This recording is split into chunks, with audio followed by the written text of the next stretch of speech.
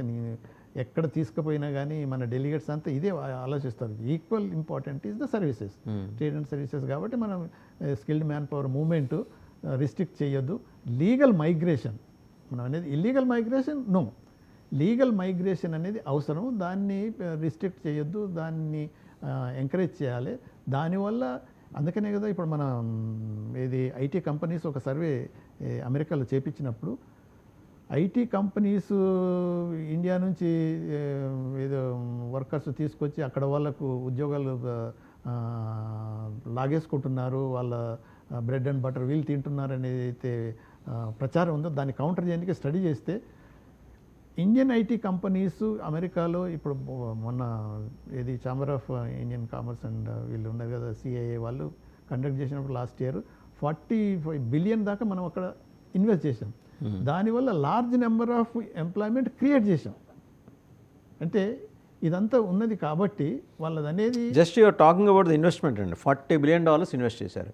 ఇంకోటి మీకు తెలిసిన విషయమే, ఇన్ఫ్యాక్ట్ ఇంతకుముందు కూడా మనం మాట్లాడుకున్నాం ఏంటంటే ఏడాదికి భారతదేశం నుంచి వెళ్తున్న స్టూడెంట్స్ $50 బిలియన్ అమెరికా మీద పెడుతున్నారు.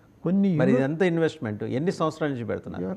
కొన్ని యూనివర్సిటీలు బతుకుతున్నాయి దాని మీద. ఎగ్జాక్ట్లీ అదే నేను అనుభూతాను. కొన్ని యూనివర్సిటీస్ అయితే ఎగ్జిస్టెన్సే మన ఇండియన్ స్టూడెంట్స్ మీద ఆధారపడి పే చేసే ఫీజు మీద ఆధారపడి ఉంటుంది. ఎంకరేజింగ్. కాకపోతే వాళ్ళు అన్ఫార్చునేట్గా కొన్ని ఇల్లీగల్ యాక్టివిటీస్లలో ఇండల్జ్ అయ్యి ఎక్కువ నెంబర్ తీసుకొని డబ్బు వసూలు చేసుకొని వాళ్ళకు సరి అయిన టీచింగ్స్ పద్ధతులు అవన్నీ కలిగించక ఫేక్ యూనివర్సిటీ కింద బ్రాండ్ అయ్యి పోయిన స్టూడెంట్స్కు మన వాళ్ళకు చాలా ప్రాబ్లమ్స్ క్రియేట్ చేయబడ్డారు. అది వాళ్ళ తప్పది. అంటే ఈక్వల్ వీళ్ళకి కూడా తెలుసు. సో రెండు వైపులు ఉన్నది కాబట్టి అటువంటి అయితే కరెక్టే.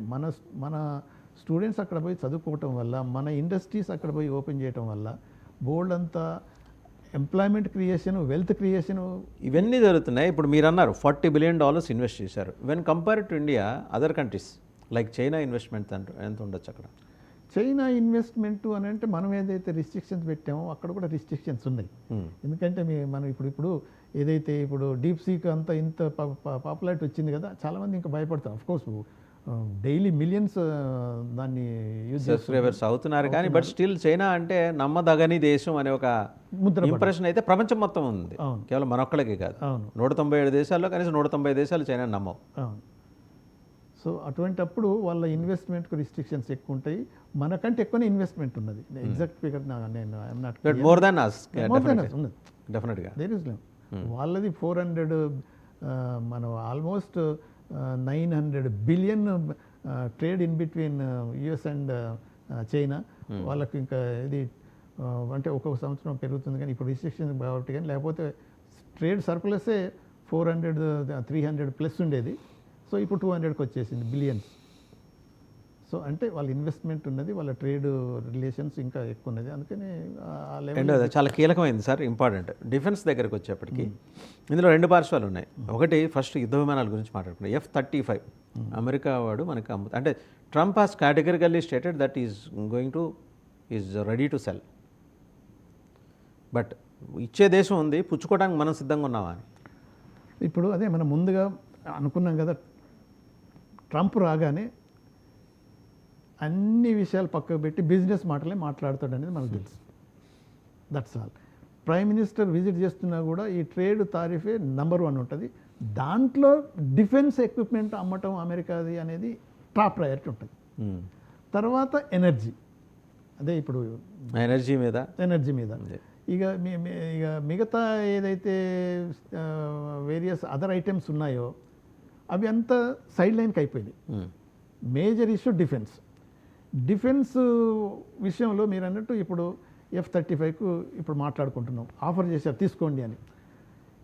ఈ మనకు F-15, F-16 వచ్చినప్పుడు కూడా అప్పుడు America was ready to offer, but అంత సీరియస్గా లేదు. ఎందుకు అని అంటే అంత ట్రేడ్ డెఫిసిట్ అవన్నీ లేవు. కాబట్టి ఇప్పుడు ఏంటంటే ట్రంప్ వచ్చిన తర్వాత ట్రేడ్ డెఫిసిట్ ఏ కంట్రీతో ఉండకూడదు, మనమే సర్ప్లస్లో ఉండాలి అనే పద్ధతిలో ఆయన పోతున్నాడు. కాకపోతే ఏంటంటే ఈ ట్రేడ్ సర్ప్లస్ అమెరికా వేరే దేశాల మీదకి రావటం చాలా కష్టం. ఇప్పుడు ఆయన 25% కెనడా మీద ఇంపోజ్ చేసిండు ఇమ్మీడియట్గా. 25% వాళ్ళు చేసేసారు. అయితే ఏమవుతుంది అంటే అమెరికన్ సిటిజన్స్కే ఇప్పుడు కాస్ట్ ఆఫ్ లివింగ్ పెరిగిపోతుంది, ఇన్ఫ్లేషన్ పెరిగిపోతుంది. దానివల్ల కొంత నెగిటివ్ ఎఫెక్ట్ వాళ్ళ మీద పడుతుంది కాబట్టి అనుకున్న రిజల్ట్స్ రాకపోవచ్చు. అందువల్ల ఏమవుతుందంటే ట్రేడ్ టారిఫ్స్ ఏదైతే కొంతవరకు ఇంకా పెంచుతాను 100% పెంచుతాను తీసుకోనంటే టర్కిష్ తోటి ఎట్లా డీల్ చేశారో అమెరికా మనకు తెలుసు. ఇప్పుడు అలాంటి పరిస్థితి మనకు కూడా రావచ్చేమో. అంటే అమెరికా మనకేం శాశ్వత మిత్ర దేశంగా మనం భావించడానికి లేదు కదా. ఇప్పుడు అదే ఎందుకంటే మనం అటు ఉన్నాము ఇటు ఉన్నాం, బ్రిక్స్లో ఉన్నాం, క్వాడ్లో ఉన్నాం.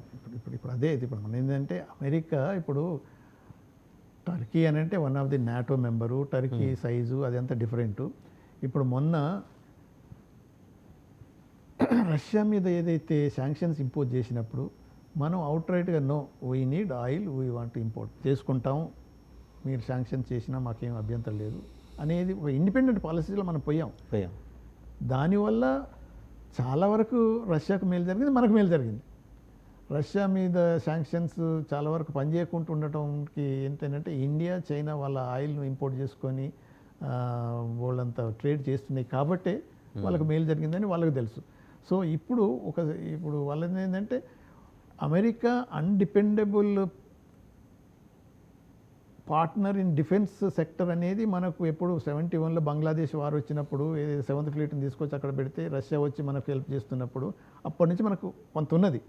క్రిటికల్ టైంలో ఇప్పుడు డిఫెన్స్ సెక్టర్లో కోఆపరేషన్ పార్ట్నర్షిప్ కావాలని అంటే రేపు వార్ జరిగినప్పుడు వార్ టైంలో ఏమిటంటే ఇమ్మీడియట్గా వార్ కన్నా ముందే బంద్ చేస్తారు వాళ్ళు సప్లై. అవును. సో అలాంటి క్రిటికల్ టైంలో కట్ చేసే పద్ధతిలో అమెరికన్స్ ఉంటారు. కానీ రష్యా అలా లేదు, టైం టెస్టెడ్ ఫ్రెండ్ కాబట్టి. ఇప్పుడు అమెరికా రియలైజ్ అయింది ఏంటంటే ఫ్యూచర్లో ఇప్పుడు వార్డ్లో కూడా ఇండియాకు వచ్చే ఇంపార్టెన్స్ అమెరికా ఎందుకు ఇంక్రీజ్ చేస్తున్నది అంటే చైనా కనుక సూపర్సీడ్ చేసే పద్ధతిలో, అమెరికాను సూపర్సీడ్ చేసే పద్ధతిలో పోతుంది కాబట్టి టు కంటైన్ చైనా వాళ్ళు ఎక్కడో అమెరికా నుంచి వచ్చి వీళ్ళని చేయలేరు కాబట్టి ఇండియా చాలా ఇంపార్టెంట్ అని అడ్వాన్స్డ్ టెక్నాలజికల్ ఎక్విప్మెంట్ ఏదైతే ఉందో డిఫెన్స్లో F-35 ఆఫర్ చేస్తున్నారు. మీరనేది ఏంటంటే మనం 35 తీసుకొని మనం ఇండక్ట్ చేసి మనం మెయింటైన్ చేసుకునే పద్ధతిలో ఉన్నామా, అది అవసరమా అనేది ఒక క్వశ్చనే. దాన్ని ఎవాల్యుయేట్ చేసి మన డిఫెన్స్ సెక్టర్, మన డిఫెన్స్ మినిస్ట్రీ ఎక్స్పర్ట్స్ అంతా చూస్తున్నారు. దానివల్ల టెక్నాలజీ ట్రాన్స్ఫర్ అడగచ్చు కదండి. అదే అనబోతున్నాను నేను. వచ్చేది ఏంటంటే టెక్నాలజీ ట్రాన్స్ఫర్ అడిగితే ఆ తీరు వేరుగా ఉంటుంది. ఎగ్జాక్ట్లీ మనమే డెవలప్ చేసుకోవచ్చు. ఎగ్జాక్ట్లీ ఇప్పుడు మనం